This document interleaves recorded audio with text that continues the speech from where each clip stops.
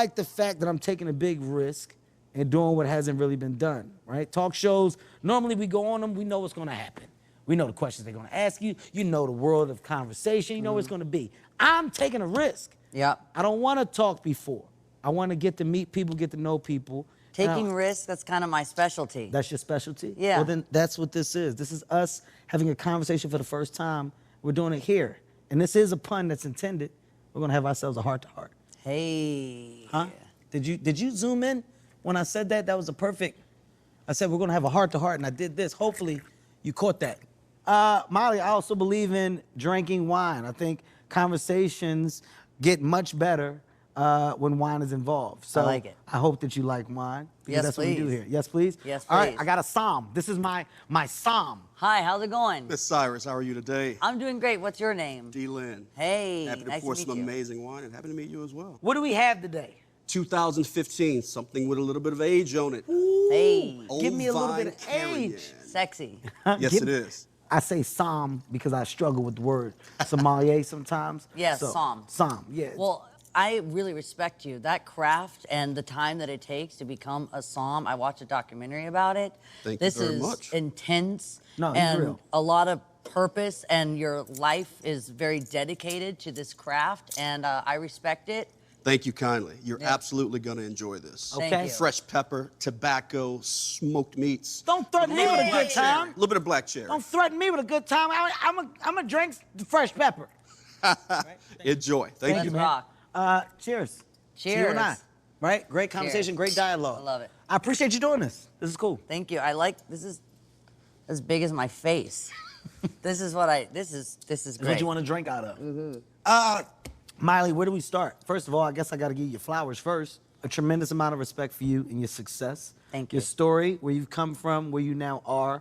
I bow down to people in the entertainment business that have done so much and continue to do. I know it's a hard task. It's not one that's easy. Yeah, and you know, I think. Oh fuck! I forgot I might took my You jacket. got that Sorry. comfortable already. That's okay. Yeah. You got that comfortable. This is what a cheap date I already. am. Do you know? I took one sip of wine and I took my jacket off. Yes. I'm known for a lot of things. My class isn't always one of them. Well, we will get into it. And I don't agree. It is one of them. It has to be one of them because Self-deprecation is also one of my things. You know That's what I mean? my- that's my I got some class. I- Mm-hmm. But I also like to put on a show. I know what people like to see. I know what they don't like to see. And then they like to talk about it for a long period of time. Mm-hmm. And so that sometimes works for my advantage also. Well, I mean, look, I want to start from the beginning because it's a lot that I know and it's a lot that I don't know, right? The world of Disney and the success that you had in that space is unreal, monumental, right? When you had your show. I want to know how that came about. Like, what was the road to get there first before we get to where you are now? Just talk to me about the beginning stages, right?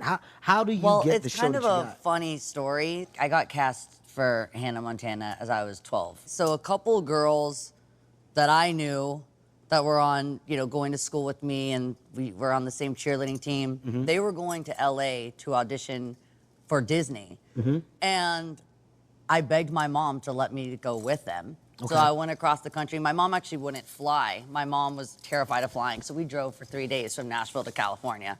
You and your friends. My mom, my grandma. So, well, here's the story. So they went, I went with them. I ended up getting called back. None of them got called back. Oh, wow. So they weren't super stoked that I Did went that, along did that for the affect your trip. friendship?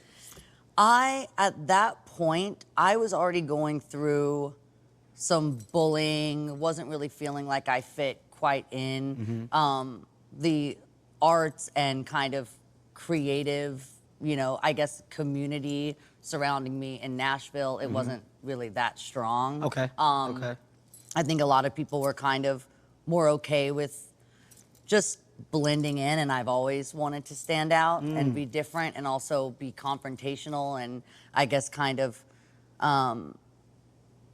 just, I don't think I fit in the small town that I was in. Okay. And so it did affect my friendships, but I think that was kind of inevitable that I was going to kind of outgrow my town at some point, especially just because of my political views or my religious views. And kind of being, my granddad was a Democratic state legislator, so we were always kind of like very outspoken.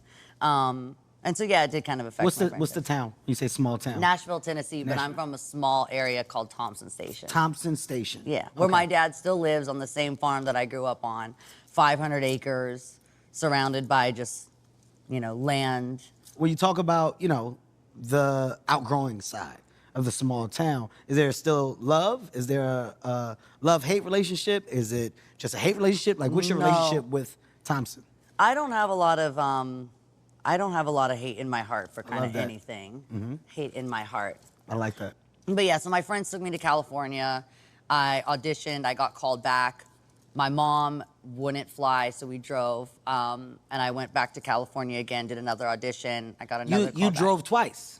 I've driven from Nashville to California so many times because of my mother. How many? And I have 5 brothers and sisters, so we'd all pile in the car with all of our dogs. Except I loved when my grandma, rest in peace, would take me because she would let me drink Pepsi. And I'm already super hyped, and I wasn't allowed to have any of that.